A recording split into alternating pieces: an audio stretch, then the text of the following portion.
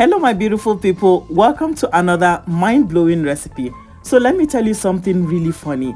I used to think shortbread was a rich people biscuit.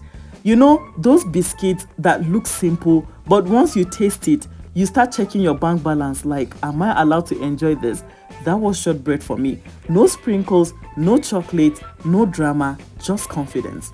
The first time I tried shortbread, I did what most of us do. I said, let me help this recipe small. I added milk, added baking powder, I almost added egg. But how can 3 ingredients be enough? My Nigerian brain couldn't fathom that. 3 ingredients, care. In this economy, I said no, I must help it. What came out of the oven that day was not shortbread, it was pure confusion. That biscuit didn't know what it wanted to be. It wasn't crunchy, it wasn't soft, it wasn't even offended. It was just there. So today, I decided to respect the recipe. No help, no advice, no interference, just butter, sugar, and flour. Because I've learned something in this life. Some things fail not because they are bad, but because we keep interfering. As I'm adding my flour gently, I remember how we treat simple things. We always want to improve them even when they didn't ask for help. Shortbread is not begging for extra ingredients. It just wants its peace. Honestly, this dough reminds me of that quiet person in class that never made noise but always passed their exams. I'm not needing this dough. I am not fighting it at all because shortbread does not like stress. The more you stress it, the harder it becomes. Another important step is that do not forget to chill the dough because just like humans, some things need time to calm down before they can perform well. If you rush shortbread, it will embarrass you publicly. After chilling, I'm going to cut it into neat shapes. No fancy color, no complicated designs, because this recipe is not trying to impress you visually. It wants to impress you inside your mouth. I'm going to be adding fork holes to the dough.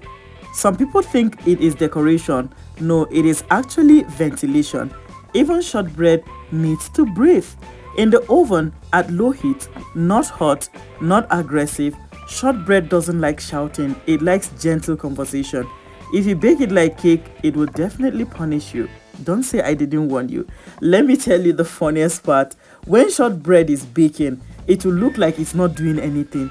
You will stand there looking at it like, is this thing serious? Not rising, no browning, no excitement, just vibes. That's when panic usually enters your heart.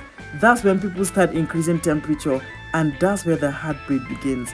When I removed this from the oven, my first thought was that, is this even done? It looked pale, very calm, very unproblematic. But then I remembered, shortbread is not here to perform for anybody. It will firm up as it cools. Some things reveal their value later. I let it cool. I did not touch it. I did not poke it. I did not insult it.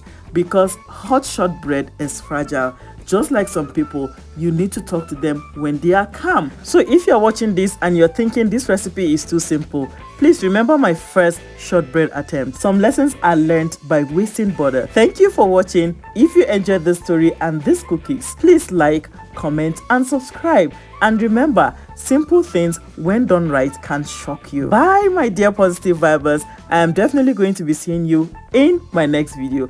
But before then, stay blessed, stay lifted. I love you and God bless you. Bye, guys.